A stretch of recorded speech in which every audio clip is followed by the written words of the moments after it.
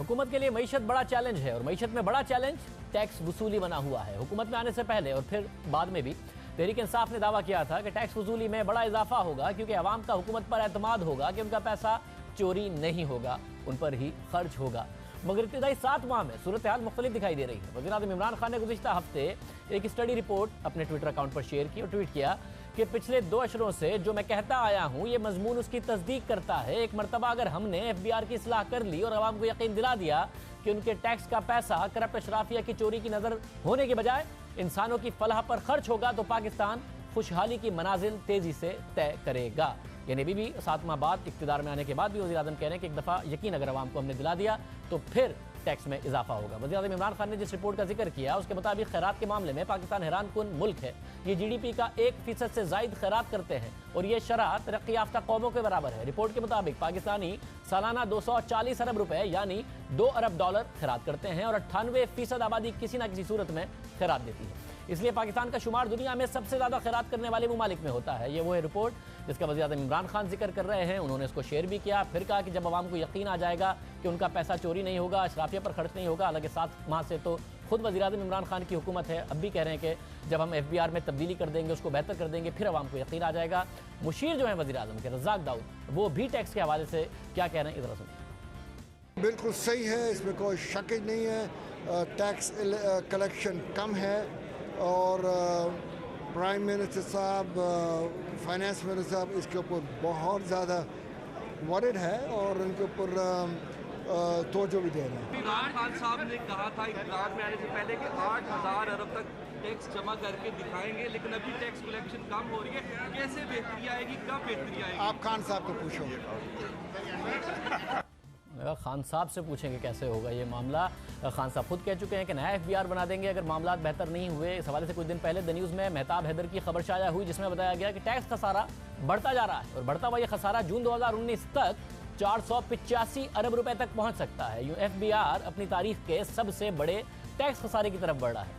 इसके साथ ही यह खतरा भी है कि बजट खसारा माली साल के लिए GDP के 7% तक बढ़ सकता है। खबर के मुताबिक FBR के रेवेन्यू में कमी का रुझान मौजूदा माली साल के बाकी 4 माह यानी मार्च से जून के दौरान भी जारी रह सकता है। खदशा है कि इस दौरान टैक्स खसारा 252 अरब रुपए तक हो सकता है। अहम बात यह है कि माली साल के पहले 8 माह में यानी जुलाई से फरवरी के दौरान FBR को पहले ही 233 अरब रुपए का खसारा है। अब आइंदा 4 माह के लिए 252 अरब रुपए के खसारे के बाद तहरीक इंसाफ की हुकूमत के पहले साल के दौरान मजमूई खसारा 485 अरब रुपए तक हो सकता है। जब तहरीक इंसाफ की हुकूमत पहला तरमीमी बिल लेके आई थी बजट का तो असद उमर साहब ने दावा कुछ और किया था। वो पैसे तो नहीं आए, खसारे बढ़ता चला गया। अब वज़ीर-ए-आज़म इमरान खान कह रहे हैं कि एक दफ़ा आवाम को यकीन आ गया कि उनका पैसा अशराफिया पर नहीं खर्च होगा। खुद इक़्तिदार में हैं, खुद वज़ीर-ए-आज़म हैं, खुद ये ट्वीट कर रहे हैं। इलेक्शन से पहले कहते थे कि जैसे हम इक़्तिदार में आएंगे तो आवाम को यकीन होगा। हमारे साथ अशफाक तौला साहब मौजूद हैं, माहिर टैक्स उमूर हैं। अशफाक तौला साहब बहुत शुक्रिया, आप गवर्नमेंट को भी इस हवाले से एडवाइस कर रहे हैं। मसला FBR में है कि वो ठीक नहीं है, ये हुकूमत को भी नहीं समझ में आ रहा कि असल में FBR को ठीक कैसे करना है। मैसिव शॉर्टफॉल है, 485 अरब रुपए साल के आखिर तक हो सकता है। रेवेन्यू मिनिस्टर भी है इनके पास, क्या मसला है? शायद 2 चीज़ें हुई हैं। मुझे जो मेरा तज्जिया है कि एक सबसे बड़ी बात ये थी कि जब उन्होंने अपना मैनिफेस्टो लिखा था तो उन्होंने टैक्स रिफॉर्म्स कमीशन से बशमूल मेरे उन्होंने मशवरा किया था असद उमर साहब ने, और बड़ा पॉजिटिव मशवरा किया था।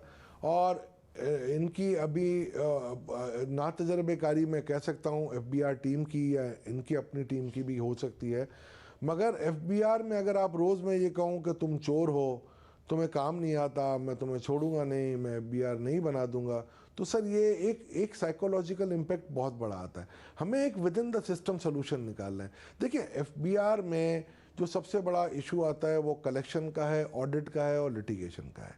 तो कुछ आपके हाई रिस्क फैक्टर्स हैं या डिपार्टमेंट्स हैं, कुछ मॉडरेटेड हैं और कुछ लो रिस्क हैं। तो उनको कार्विंग आउट आपको करना पड़ेगा, रीस्ट्रक्चरिंग को आपको साइंटिफिक वे में करना पड़ेगा। अब सवाल ये पैदा होता है कि क्या FBR की रीस्ट्रक्चरिंग के लिए क्या ये टीम काफ़ी है कि नहीं है। जो मेरा एनालिसिस है, ये बड़े अच्छे लोग हैं, मगर इस किस्म के काम के लिए जहाँ पर FBR को पूरा रीस्ट्रक्चर करना हो और इसको इस तरीके से लेके जाना हो मोस्ट मॉडर्न लाइन पे कि 8000 अरब की FBR बन जाए, मेरा ख्याल है ये जो मौजूदा टीम है वो शायद नाकाफ़ी है। तो वो ना तजर्बेकारी एक अपनी जगह बिल्कुल आया नज़र आती है हम सबको भी। दूसरी बात यह है कि चेयरमैन साहब बड़े अच्छे इंसान हैं, उनका रेवेन्यू सर्विस से कोई कभी दूर दूर तक वास्ता नहीं रहा। वो अपने बेस्ट एफर्ट्स कर ज़रूर रहे हैं, मगर टीम तो वही है।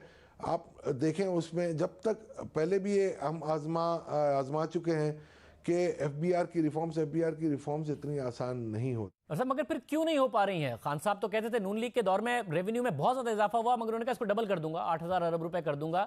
उस जमाने में तो एक अलग रेवेन्यू मिनिस्टर भी नहीं था। बड़ा अनफेयर होगा कि सारी जिम्मेदारी सद उमर साहब पर डाल दी जाए। हमाद अजहर साहब अलग से रेवेन्यू मिनिस्टर लगे हुए हैं, क्या उन्हें नहीं बात समझ में आ रही कि किस तरीके से रिफॉर्म करना है? उनका तजर्बा नहीं है, मसला क्या है? देखिए, मेरा ख्याल है शायद वही जो टैक्स रिफॉर्म्स की रिपोर्ट थी वो उनको भी सराहते हैं, जबकि जिसको वर्ल्ड बैंक ने भी सराहा, IMF ने भी सराहा, उसमें हमने बड़ी मेहनत की थी। शायद यानी कि मेरा ख्याल है मसूद नकवी साहब हमारे चेयरमैन थे, मैं और आबिद शाबान, हमने मेरा ख्याल है कोई 1000 घंटे करीब इसमें इनपुट दी थी और इसको हमने रिपोर्ट ऑथर की थी। उसी चीज़ की इम्प्लीमेंटेशन के लिए हमने कोशिश की, मगर FBR की ब्यूरोक्रेसी आड़े आ रही थी। उन्होंने हमारे 3 साल ज़ाया किए। अब ये हुकूमत आई है और अल्हम्दुलिल्लाह असद साहब ने भी, FM साहब ने रिफॉर्म्स इम्प्लीमेंटेशन कमीशन को रखा और शब्बर साहब को ऐड किया। बड़ा अच्छा एडिशन है। अब हम भी कोशिश कर रहे हैं 6 महीने से 4 महीने से कि भाई किसी भी तरीके से गाड़ी को पटरी पे लेके आएँ। हमाद अजहर मेरा ख्याल है अभी अच्छे रेवेन्यू मिनिस्टर होंगे साबित, मगर अभी नए हैं। और मेरा ख्याल है अभी कोऑर्डिनेशन का भी शायद फुकतान नज़र आ रहा है।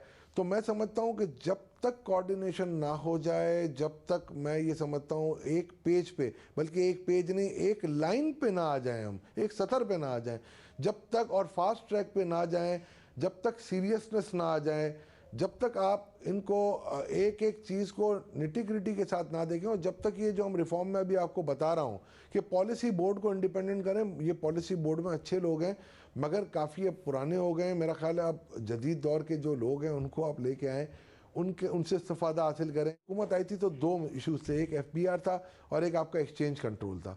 मेरा ख्याल है अगर उस वक्त उस स्ट्रेटजी पे चल के अगर वो बिल्कुल फास्ट ट्रैक पे उस स्ट्रेटजी को चलाते, तो मेरा ख्याल है आज आपकी इकोनॉमी इंस्टेड ऑफ के जी रिक्लाइन कर रही होती, आप ऊपर जा रहे होते। बहुत शुक्रिया। और हमारे साथ मौजूद थे कि उस वक्त अगर मामला बेहतर कर लेते। FBR में टीम पुरानी है, रेवेन्यू मिनिस्टर नए हैं, उन्हें तजर्बा नहीं है, इसलिए मामला यहाँ तक पहुँचे हैं। टैक्स वसूली तहरीक इंसाफ के लिए बड़ा चैलेंज बन रहा है। इस हवाले से हमने मार्च में ही माहिर टैक्स उमूर से भी बात की, तो उस वक्त भी उनकी तरफ से कहा गया कि टैक्स वसूली के हवाले से ग्राउंड वर्क नहीं किया हुआ इस हुकूमत ने। शब्बर अजीज साहब ने क्या कहा, जरा देखिए।